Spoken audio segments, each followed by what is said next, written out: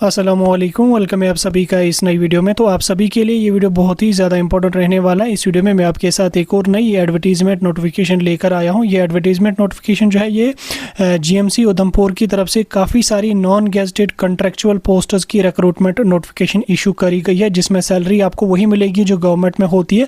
Like जो इसमें post issue की गई उसमें जो गवर्नमेंट सैलरी है वही आपको सैलरी मिलेगी, यानी कि ओवरऑल सैलरी आपको बहुत अच्छी मिलेगी। पोस्टें भी ठीक ठाक यहाँ पे आई हैं। तो एक ही हॉस्पिटल में इतनी सारी पोस्टें आपकी नॉन गेजेटेड स्टाफ की आ चुकी हैं। तो ये वीडियो आपके लिए बहुत ही ज़्यादा इंपॉर्टेंट रहेगा। आप इस वीडियो को एंड तक देख लेना, चैनल को भी सब्सक्राइब कर देना, व्हाट्सएप और टेलीग्राम ग्रुप ज्वाइन कर लेना, लिंक डिस्क्रिप्शन में आपको मिल जाएगी। तो चलिए वीडियो को शुरू कर ले। तो देख लेते हैं यहाँ पे जीएमसी उधमपुर की इस नई रिक्रूटमेंट नोटिफिकेशन के बारे में। तो स्क्रीन पे आपको नोटिफिकेशन देखने को मिल रही होगी, आप यहाँ पे देख सकते हैं। Advertisement for engagement of non gazetted staff in government medical college Udhampur purely on academic arrangement basis. Academic arrangement बोले तो कॉन्ट्रेक्चुअल बेसिस पे। हालांकि लास्ट ईयर भी उन्होंने एक नोटिफिकेशन इशू करा था यही कॉन्ट्रेक्चुअल का। देन उसके बाद कुछ दिन के बाद इन्होंने जो वो इस रिक्रूटमेंट नोटिफिकेशन को जो विड्रा किया था। फिलहाल एक साल के बाद इन्होंने फिर से इस नोटिफिकेशन को इशू किया। आप यहाँ पे देख सकते हैं एडवर्टीजमेंट नंबर 11/2025 एंड 2026, यानी कि ये लास्ट ईयर की ही नोटिफिकेशन है। हालांकि इसमें कुछ पोस्टर्स इन्होंने घटा दी हैं, जैसे फार्मासिस्ट की कुछ पोस्टर्स थी वो इन्होंने इस बार रिमूव करी है, और नर्सिंग में इन्होंने बहुत सारी पोस्टर्स को ऐड किया है।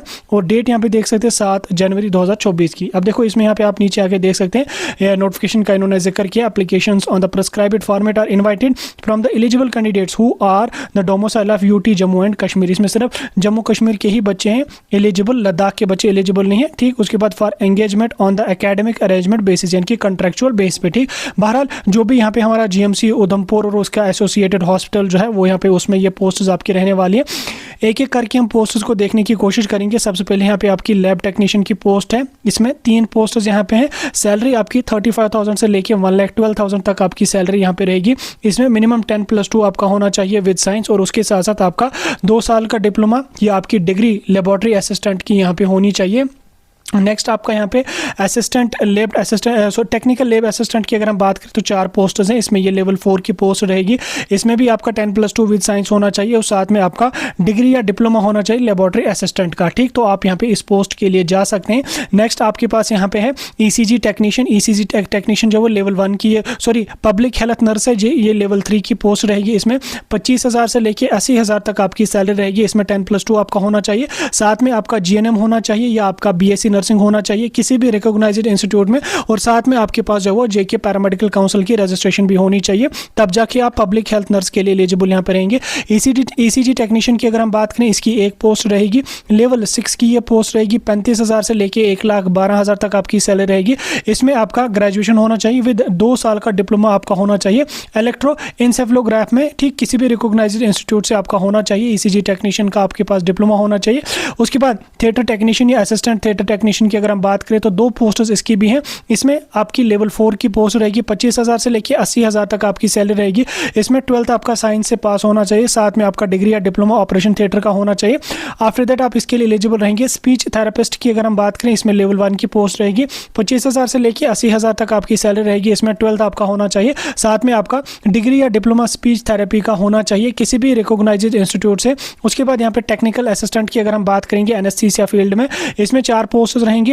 लेवल 4 की रहेगी। 25,000 से लेके 80,000 तक सैलरी रहेगी। इसमें 10+2 विद साइंस होना चाहिए, साथ में डिग्री या डिप्लोमा आपका एनेस्थीसिया असिस्टेंट का होना चाहिए। उसके बाद यहाँ पे टेक्निकल असिस्टेंट ईएनटी यानी कि ईयर नोज एंड थ्रोट वाले डिवीजन का यहाँ पे एक पोस्ट रहेगी। लेवल 4 की ये भी रहेगी। इसमें 10+2 आपका होना चाहिए, साथ में लेबोरेटरी असिस्टेंट का आपका डिग्री या डिप्लोमा आपका एमएलटी का होना चाहिए। तो आप यहाँ पे इसमें जा सकते हैं। ठीक, उसके बाद यहाँ पे नेक्स्ट आपके पास जो वो रिफ्रैक्शनिस्ट की यहाँ पे लेवल 1 की पोस्ट रहेगी। उसके बाद यहाँ पे रेडियोग्राफी टेक्नीशियन की आपको 6 पोस्ट्स रहेंगी, और उसके बाद यहाँ पे लेवल 6 की ये पोस्ट रहेगी। बीएससी या डिप्लोमा आपका होना चाहिए। बीएससी अगर आपने रेडियोलॉजी में किया तो एलिजिबल है, अगर आपने एक्सरे असिस्टेंट का कोर्स किया तो भी आप यहाँ पे इसमें एलिजिबल है। 6 पोस्ट्स यहाँ पे इसमें आपकी रहने वाली हैं। ठीक, इसको 1 मिनट इसको मैं ठीक कर लेता हूँ। हाँ बिल्कुल, ये हो गया। उसके बाद आगे हम चलेंगे यहाँ पे फिजियोथेरेपिस्ट की आपकी 2 पोस्ट्स यहाँ पे रहने वाली है। इसमें आपकी ग्रेजुएशन या 2 साल का डिप्लोमा आपका फिजियोथेरेपी का होना चाहिए। डेंटल टेक्नीशियन में 4 पोस्ट्स हैं। इसमें आपका 10+2 होना चाहिए, साथ में आपका डिप्लोमा डेंटल असिस्टेंट का होना चाहिए। जूनियर स्टाफ नर्स की 100 पोस्ट्स यहाँ पे रहने वाली हैं। लेवल 4 की पोस्ट है।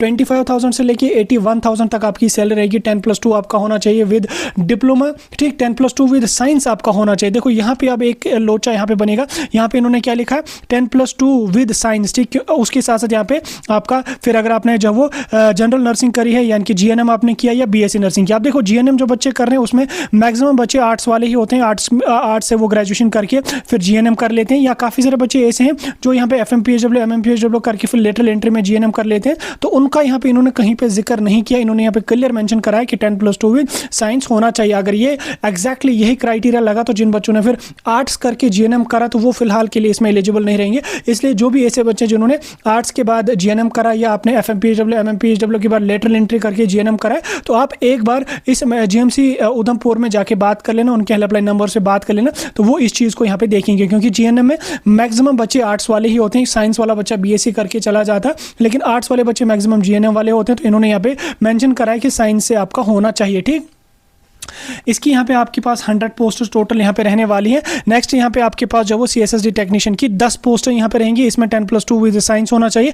उसके बाद डिग्री या डिप्लोमा आपका ऑपरेशन थिएटर का होना चाहिए किसी भी रिकॉग्नाइज्ड इंस्टीट्यूट से। एप्लीकेशन फॉर्म आपको कैसे भरने इसको हम समझने की कोशिश करेंगे। एप्लीकेशन फॉर्म्स आपके जीएमसी उधमपुर की जो ऑफिशियल वेबसाइट है वहाँ पे आपको ऑनलाइन मोड में अपने एप्लीकेशन फॉर्म सबमिट करने। एप्लीकेशन फॉर्म सबमिट करने के बाद एप्लीकेशन फॉर्म्स की जो हार्ड कॉपी है वो उसके साथ साथ कुछ प्रिस्क्राइब्ड डॉक्यूमेंट जो आपके वहीं पे लिखे हुए होंगे एप्लीकेशन फॉर्म पे, वो 28 जनवरी तक आपको जब वो 28 जनवरी शाम के 4 बजे तक आपको जब वो जीएमसी उधमपुर का जो एकेडमिक सेक्शन है वहाँ पे जाके हार्ड कॉपी सबमिट आपको करनी कंपलसरी है। साथ में आपको 500 रुपीज़ की फ़ी भी पे करनी पड़ेगी, जो आपको ऑनलाइन मोड में ही पे करनी पड़ेगी। यानी कि जीएमसी उधमपुर की जो वेबसाइट है वहाँ पे रिक्रूटमेंट्स वाले सेक्शन पे जाके आप अपना फॉर्म भरेंगे। अभी फिलहाल आज नोट्स आया, मे बी कल तक लिंक एक्टिवेट हो जाएगा। वहाँ पे फॉर्म भरना है, फॉर्म भरने के बाद फॉर्म का प्रिंट आउट ले लेना है, उसमें लिखा होगा कौन कौन डॉक्यूमेंट इसका साथ रखना है। उन डॉक्यूमेंट्स का आप स्कैन निकालना, फोटो स्टेट निकालना, फिर अपना साइन उन डॉक्यूमेंट्स पे करना, एप्लीकेशन फॉर्म के नीचे अपना साइन सेल्फ अटेस्ट करना और 28 जनवरी तक वहाँ पे जाके सबमिट करना। 500 आपको नॉन रिफंडेबल फी भी इसकी यहाँ पे लगेगी। डॉक्यूमेंट्स कौन कौन सा लगेगा इसमें, पहले 10th की डिप्लोमा यहाँ पे लगेगा, यानी कि जिसको 10th की डेट ऑफ बर्थ के नाम से हम जानते हैं।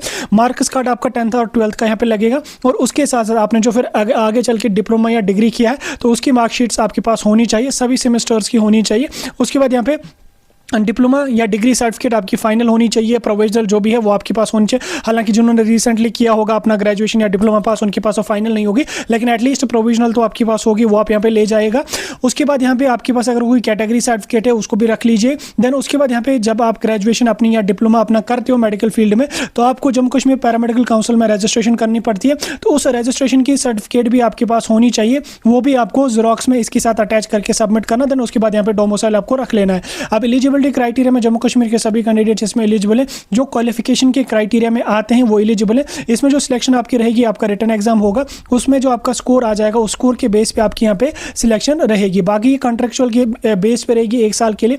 परफॉर्मेंस अच्छी रही, हॉस्पिटल में डिमांड अगर रही तो आपका फिर टाइम ड्यूरेशन जो वो इंक्रीज किया जाएगा 1-1, 2-2 साल के लिए, फिर इंक्रीज ये चीज़ें होती रहती है। फिलहाल के लिए 1 ईयर कॉन्ट्रेक्चुअल बेस पे आपकी रहेंगी, ठीक। ये आपके लिए एक अच्छी अपॉर्चुनिटी है, जो एलिजिबल है जरूर अप्लाई कर लेना। अगर आप एलिजिबल नहीं तो अपने उन सभी दोस्तों तक जरूर पहुंचाना जिन्होंने मेडिकल का कोई डिग्री या डिप्लोमा का कोर्स किया। हालांकि इसमें इन्होंने फार्मासिस्ट की कोई भी पोस्ट एडवर्टाइज नहीं करी है। पिछली जो रिक्रूटमेंट आई थी उसमें जूनियर फार्मासिस्ट की भी कुछ पोस्ट थी, लेकिन अनफॉर्चुनेटली इसमें हमें कोई भी पोस्ट देखने को नहीं मिली।